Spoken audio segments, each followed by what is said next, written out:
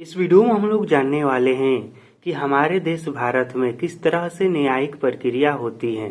न्यायिक प्रक्रिया से कहने का मतलब कि मान लीजिए कोई भी व्यक्ति अपराध करता है तो किस तरह से उसे सजा मिलती है, किस तरह से उसे पुलिस पकड़ती है, कोर्ट में किस तरह से कानून का पालन किया जाता है, उसे किस तरह से सजा होती है, किस तरह से गवाह दिया जाता है और जो लोग दोषी रहते हैं उसे किस तरह से बचाया जाता है। कहने का मतलब कि हमारे देश भारत में जो भी नियम कानून का प्रोसेस है ना, वह सब कुछ इस वीडियो में हम लोग जानने वाले हैं। तो यदि आप यह सब कुछ जानना चाहते हैं तो इस वीडियो को शुरू से लेकर अंत तक और ध्यान से जरूर देखिएगा। यह वीडियो जैसे ही खत्म होगा ना, हमारे देश में जो भी नियम कानून का व्यवस्था है वह सब कुछ आप बहुत ही अच्छे से समझ जाएंगे। और एक मैं आपको बात बता दूं कि यह जो किताब है ना, यह 8 क्लास का पॉलिटी का किताब है। लेकिन ऐसा मत सोचिएगा कि यह 8 क्लास का किताब है तो हम क्यों पढ़ें, ऐसा नहीं है। देखिए, यह भले ही 8 क्लास का किताब है लेकिन यह किताब हमारे देश के हर एक नागरिक के लिए है। जानते हैं क्यों? क्योंकि इसमें नियम कानून के बारे में बताया गया है।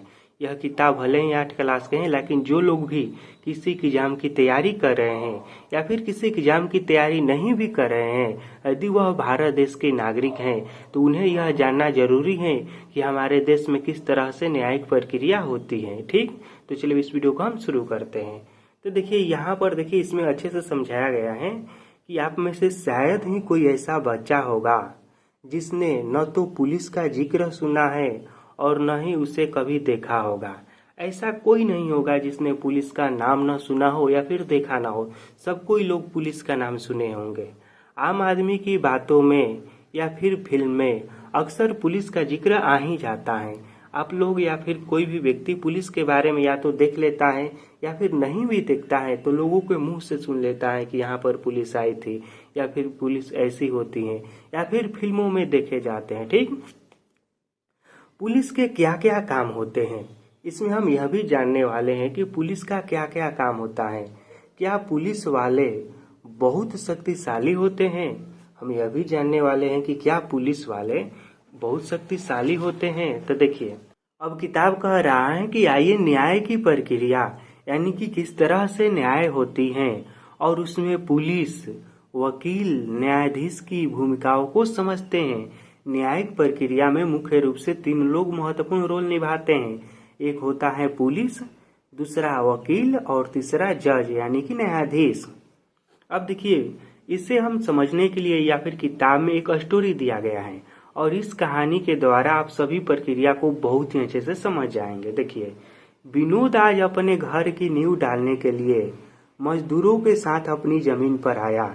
विनोद नाम का कोई व्यक्ति है जो कि घर बनवा रहा है, तो अपनी घर की नींव डालने के लिए मजदूरों के साथ अपनी जमीन पर आता है।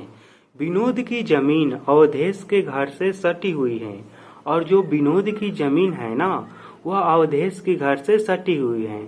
जैसे ही विनोद ने मजदूरों से अपने नए घर की नींव खोदने की बात कही, तभी अवधेश वहां आ पहुंचा। उसने विनोद को अपने घर से 2 फीट हटकर नींव खोदने की बात कही, पर विनोद नहीं माना। उसने कहा कि मेरी जमीन तो आपके घर के पास से ही चालू होती है, तो फिर मैं आपके घर से 2 फीट दूर से नींव क्यों खोदूं। जैसे कि देखिए, यहाँ पर इस चित्र के द्वारा समझिए। जैसे कि मान लीजिए यह वाला अवधेश का घर है, ठीक, और इसके घर के दीवार से ठीक सटा हुआ इधर विनोद का जमीन पड़ता है। लेकिन जब विनोद इसके पास में यहाँ पर नींव खोदने के लिए आता है तो अवधेश क्या कहता है कि आप यहाँ पर नींव मत खोदिए, इससे 2 फीट दूर यहाँ से नींव खोदिए।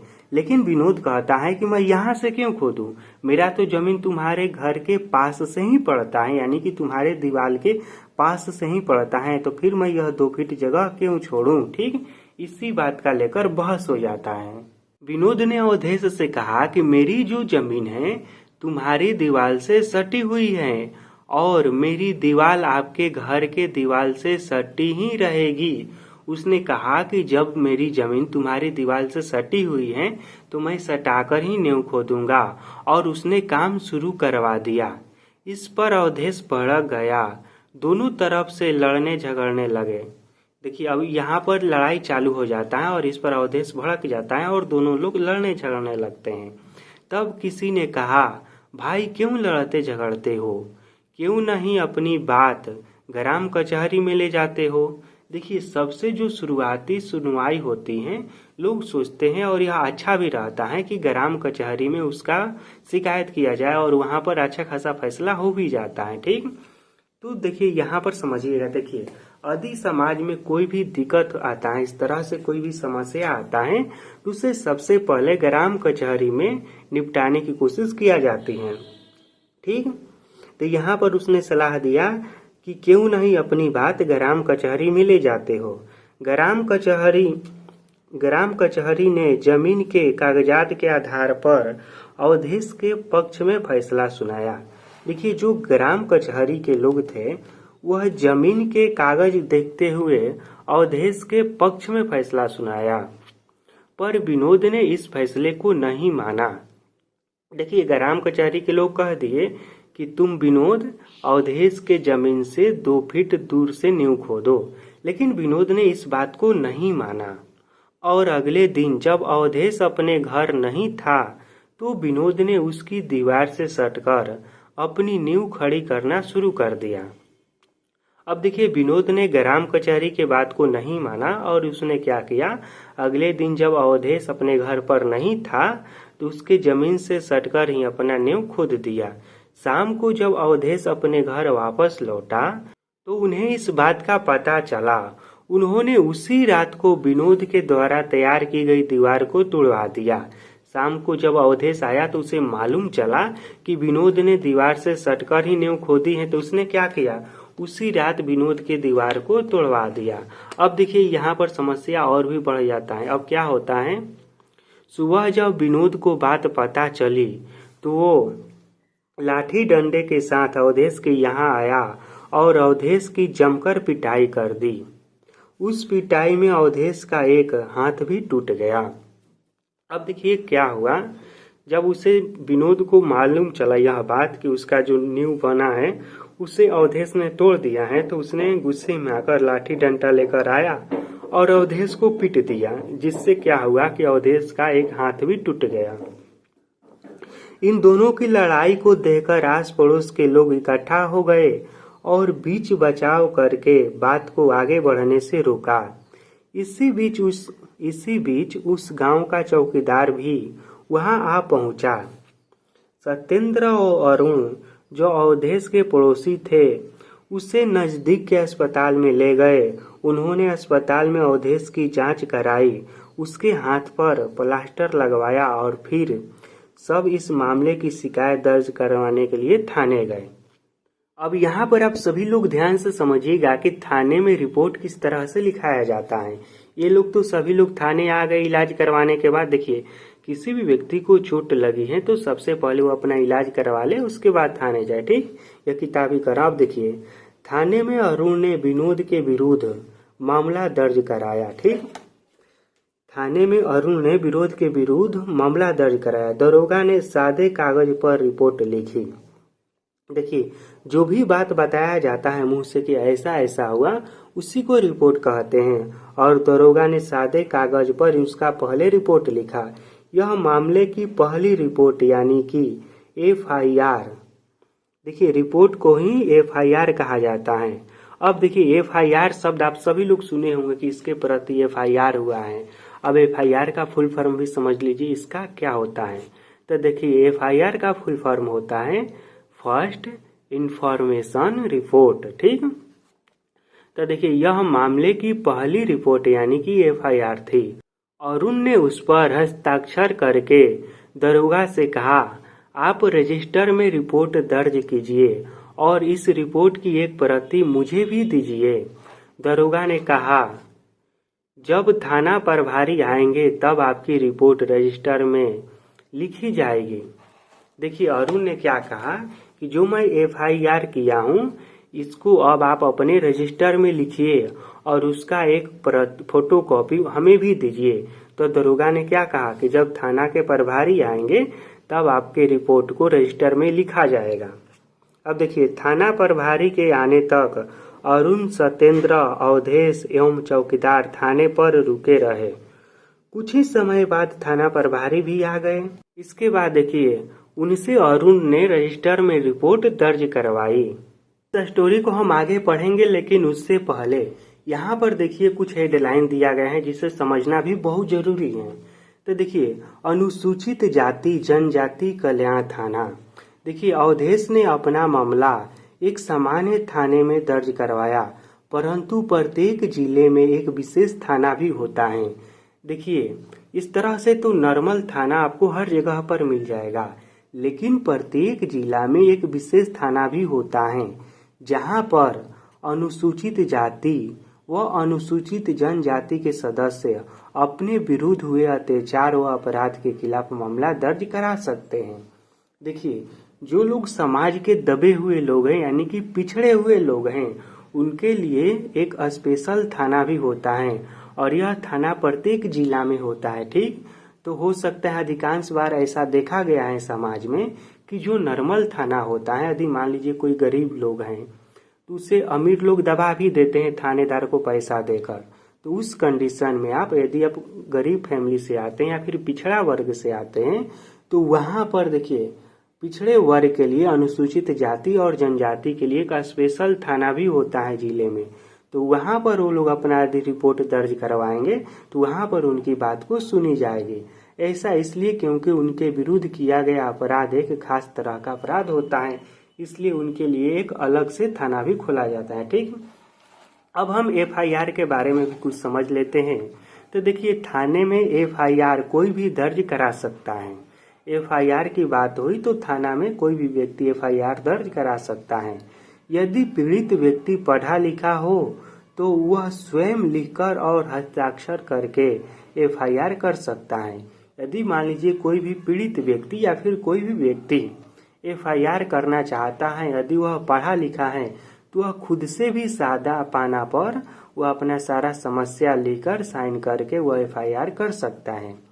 मौखिक बताने पर दरोगा लिख लेते हैं।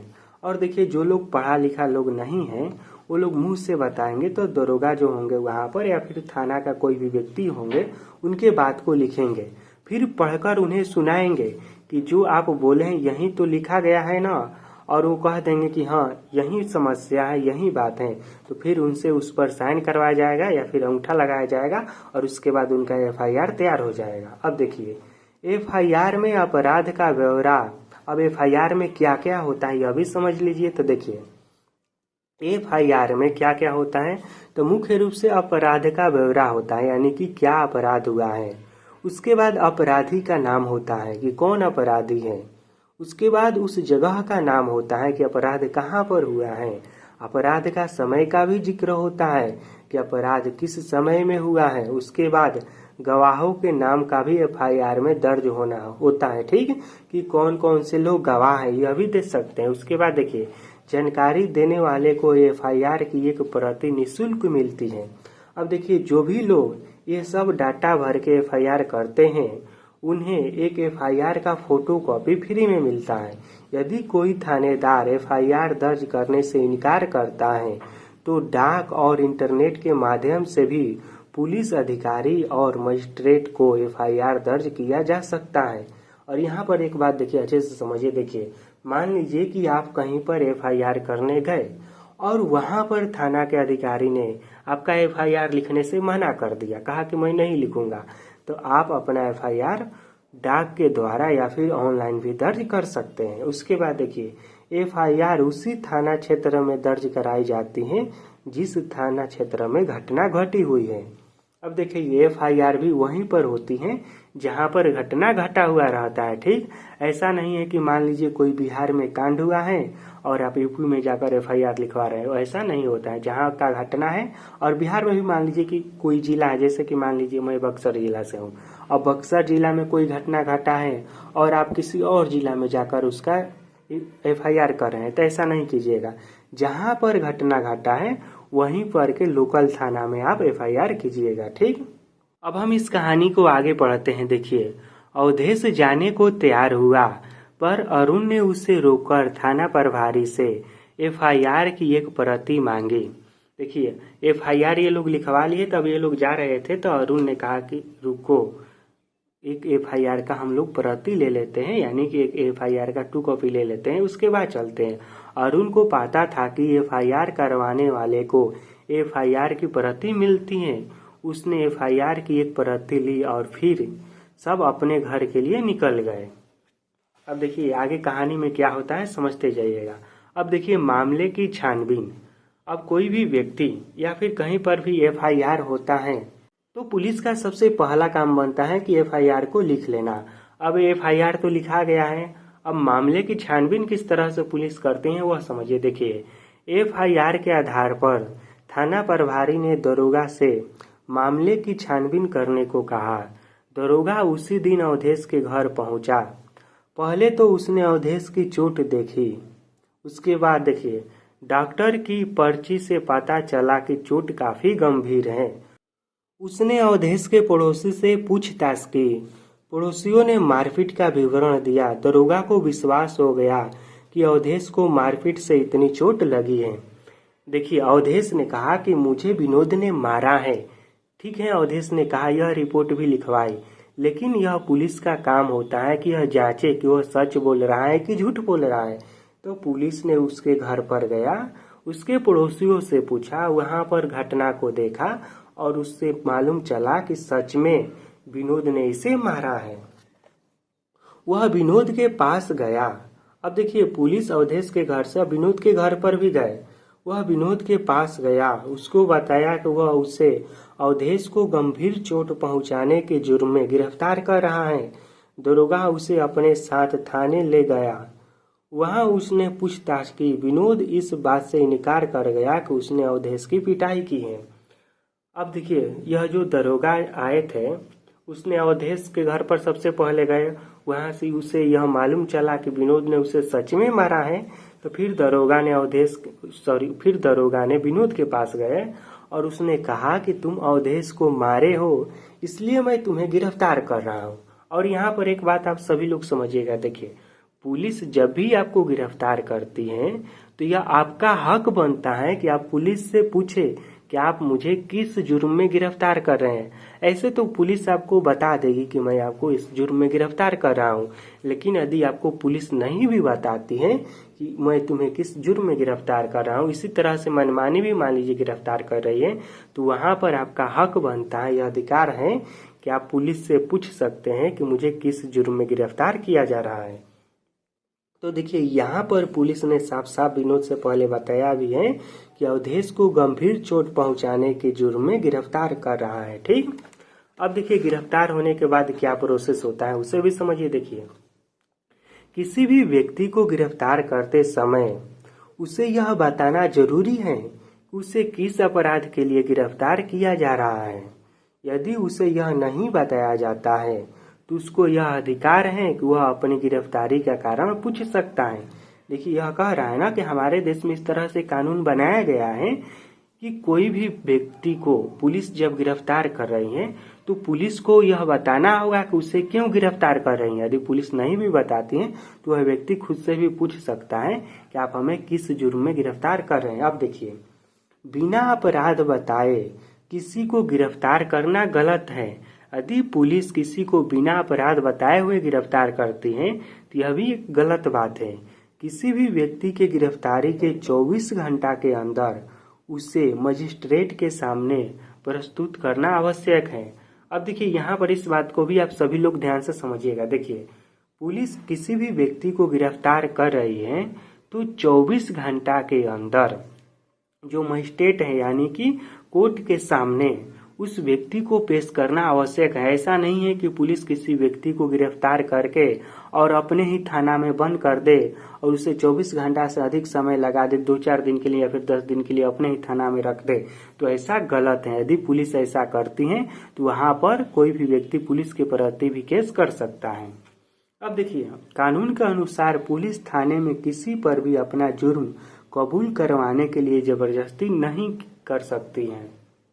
अब देखिए यहाँ पर एक बात आप सभी लोगों को यह जानना आवश्यक है। देखिए यह हमें कानून के तरफ से अधिकार मिला है कि पुलिस किसी भी व्यक्ति को यह नहीं मजबूर कर सकती हैं कि वह खुद के खिलाफ गवाही दे।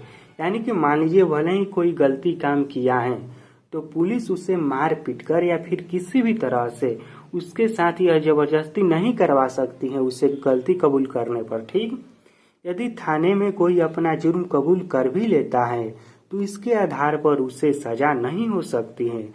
सजा तब होगी जब वह मजिस्ट्रेट के सामने अपना जुर्म कबूल करेगा। यदि मान लीजिए किसी कारणवश पुलिस किसी को मार पीट कर या फिर डरवा कर उसका जुर्म अपने थाने में कबूल करवा भी लेती है ना, तो फिर उस बयान के आधार पर उस व्यक्ति को सजा नहीं होगा जब तक कि वह व्यक्ति अपना जुर्म कोर्ट के सामने कबूल नहीं करेगा। ठीक, इसलिए यदि मान लीजिए यहाँ पर मैं आपको एक बात बता दूं, यदि पुलिस ज्यादा जबरदस्ती करती है, किसी को पकड़ ली है और यह कहती है कि तुम इस सजा को कबूल करो कि तुमने यह कांड किया है, यदि पुलिस मान लीजिए ज्यादा जबरदस्ती कर रही है तो कबूल कर लीजिए, कोई दिक्कत नहीं होगा उससे, क्योंकि कोर्ट में उस मान्यता को वैल्यू ही नहीं दिया जाएगा। पुलिस के सामने कही हुई बात को कोई कोर्ट में कोई भी वैल्यू नहीं रहता है। आप कोर्ट में क्या कहते हैं वही वैल्यू रखता है। ठीक, तो किसी भी व्यक्ति के साथ पुलिस कुछ गलत करती है और कुछ गलत कबूल करवाने को कहती है तो कबूल कर लीजिए कोर्ट में, लेकिन हाँ जो सही बात रहेगा अपने पक्ष में बोलिएगा। ऐसा नहीं है कि जो पुलिस के सामने बोले थे वही कोर्ट में बोल दीजिएगा, ऐसा नहीं कीजिएगा। यहाँ पर एक लाइन में किताब आपको बताया भी है कि पुलिस का क्या कार्य है। तो पुलिस का काम तो सिर्फ मामले की छानबीन करके न्यायालय में सबूत पेश करना है। पुलिस का बस इतना ही कार्य है। अब देखिए इसके बाद हम पढ़ते हैं इसके बाद क्या होता है। पुलिस गिरफ्तार कर ली है, अब देखिए जमानत ये सब क्या होता है। तो देखिए थाना प्रभारी ने विनोद को हवालात में बंद कर दिया। उसने थानेदार से बहुत कहा कि उसे छोड़ दिया जाए। विनोद ने थानेदार से बहुत कहा कि उसे छोड़ दिया जाए। तब थानेदार ने विनोद को कहा, तुम्हारा जुर्म जमानतीय है, इसलिए तुम्हें किसी भी जमानत पर छोड़ा जा सकता है। कोई व्यक्ति जिसके पास जमीन जायदाद हो तुम्हारी जिम्मेदारी ले सकता है। उसने आगे समझाया, यदि वह तुम्हारी जमानत ले तो तुम्हें घर जाने दिया जा सकता है। यदि तुम्हारे पास भी कुछ जमीन जायदाद है तो तुम भी बॉन्ड भर सकते हो। तुम्हें जब भी थाने या कचहरी बुलाया जाएगा तुम्हें आना पड़ेगा, नहीं तो वह जायदाद जब्त कर लिया जाएगा। अब देखिए यहाँ पर एक बात अच्छे से समझिएगा। देखिए किसी भी व्यक्ति को पुलिस जब थाने में बंद कर देती है तो वह अपने आप को थाने से छुड़वाने के लिए वहाँ पर जमानत लेता है। तो वह दो तरह से मिलता है, या तो वह खुद भी अपना जमानत ले सकता है या फिर कोई दूसरा व्यक्ति उसे जमानत दिलाएगा। लेकिन इसके लिए भी एक कंडीशन है, जमानत वही व्यक्ति दिलवा सकता है जिसके नाम पर कोई जमीन हो और वह अपना जमीन का कागज पुलिस को देगा। क्यों देगा? वह बॉन्ड के रूप में देगा कि कहीं मान लो यह अपराधी भाग गया तो उससे जब्त कर लिया जाएगा। या फिर मान लीजिए कोई व्यक्ति नहीं है जो आपको छुड़वाना चाह रहा है तो आप या फिर कोई भी व्यक्ति खुद का भी जमानत खुद ले सकता है। यदि उसके नाम पर कोई जमीन है तो अपने जमीन के कागज को वहां पर रखेगा तो पुलिस उसे छोड़ देंगे। लेकिन एक शर्त है कि पुलिस जब उस व्यक्ति को बुलाएंगे उस व्यक्ति को वहां पर जाना पड़ेगा, नहीं तो वो जो भी बॉन्ड के रूप में रखा हुआ रहेगा उसे पुलिस जब्त कर लेगी। अब देखिए विनोद ने बताया कि उसके पास 5 एकड़ जमीन है, फिर उसने अपने लिए बॉन्ड भर दिया। थानेदार ने उसे यह भी बताया, कल तुम्हें पेश के लिए अदालत आना पड़ेगा, तुम चाहो तो अपने बचाव के लिए वकील रख सकते हो। थानेदार ने कहा कि कल सुबह तुम्हें पेश के लिए अदालत जाना पड़ेगा और तुम चाहो तो अपने बचाव के लिए वकील भी रख सकते हो। अब देखिए गैर जमानती अपराध, अब यह क्या है? तो देखिए विनोद तो जमानत पर छूट गया पर सभी जुर्म जमानतीय नहीं होते हैं। देखिए कुछ जुर्म ऐसे भी होते हैं जिस पर जमानत नहीं मिलती, यानी कि जिस पर लोग नहीं छूटते हैं। अब यह कौन कौन सा है? तो देखिए चोरी है, डकैती है, कत्ल है, रिश्वत है आदि जुर्म में गिरफ्तार लोगों को जमानत पर छूट का अधिकार नहीं है। देखिए जो लोग यह सब कांड करते हैं, चोरी करते हैं, डकैती करते हैं, किसी का कत्ल कर देते हैं या फिर रिश्वत लेते हैं, उन लोगों का जमानत नहीं मिलती है। ठीक, ऐसे गैर जमानती जुर्मों में भी मजिस्ट्रेट को जमानत की अर्जी दी जा सकती है। अब देखिए, इन लोगों को तो पुलिस जमानत नहीं दे सकती है, लेकिन इन लोगों का भी जमानत कोर्ट चाहे तो दे सकता है। ठीक, फिर यह मजिस्ट्रेट के ऊपर है कि जमानत उसका दे या फिर इनकार कर दे।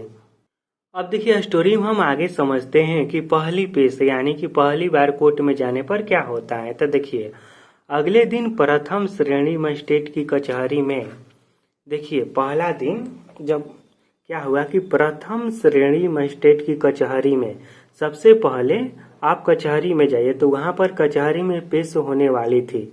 यह कचहरी जिला मुख्यालय आरा में थी। कचहरी कहाँ पर थी? तो आरा में थी। कचहरी के आसपास काफी लोग थे। उनमें से काले कोट पहने हुए वकील थे। कई अभियुक्ति अर्थात वे लोग जिनके खिलाफ किसी अपराध की शिकायत दर्ज की गई थी और दूसरे मामलों की पेश के लिए आए हुए लोग थे। वहां पर तरह तरह के लोग थे। कई लोग ऐसे थे जिनका मामला पहले से चल रहा था। वहां पर कई लोग वकील थे, कई लोग नए लोग भी आए थे। अब देखिए, विनोद, अवधेश, अरुण, विनोद का पुत्र, थाना प्रभारी और दरोगा भी वहां थे। विनोद ने अपना वकील कर लिया था। पुलिस की ओर से सरकारी वकील मुकदमा लड़ रहा था। कुछ ही देर में विनोद की पेश की पुकार हुई। अब देखिए, यहाँ पर क्या होता है। देखिए, प्रथम श्रेणी मजिस्ट्रेट के सामने इस मुकदमे की पहली पेश थी। थानेदार ने विनोद के वकील को एफआईआर और पुलिस रिपोर्ट की एक प्रति दे दी ताकि उसे यह पता चले कि विनोद पर क्या इल्जाम लगाए गए हैं। थानेदार ने देखिए क्या किया कि विनोद का जो वकील था उसे एफआईआर का एक प्रति दे दिया और पुलिस ने जो जाकर रिपोर्ट किया था उसका भी एक प्रति दे दिया ताकि उस वकील को यह समझ में आए कि मामला क्या है। यह भी पता हो सके कि उसके विरुद्ध क्या जानकारियां इकट्ठा की गई हैं। इन सारी बातों को जानने के बाद ही विनोद का वकील उसका बचाव कर सकता है। देखिए, कोई भी वकील है उसे जब तक सारी बातें सही सही नहीं बताई जा सकती हैं वह केस अच्छे से नहीं लड़ सकता है। वह सभी बातें को अच्छे से जानेगा तभी ना वह आपको बचाएगा। अब देखिए, सरकारी वकील ने विनोद पर अवधेश को गंभीर चोट पहुंचाने का आरोप लगाया। विनोद ने इल्जाम कबूल नहीं किया। मजिस्ट्रेट ने 25 दिन बाद अगली पेश की तारीख दी।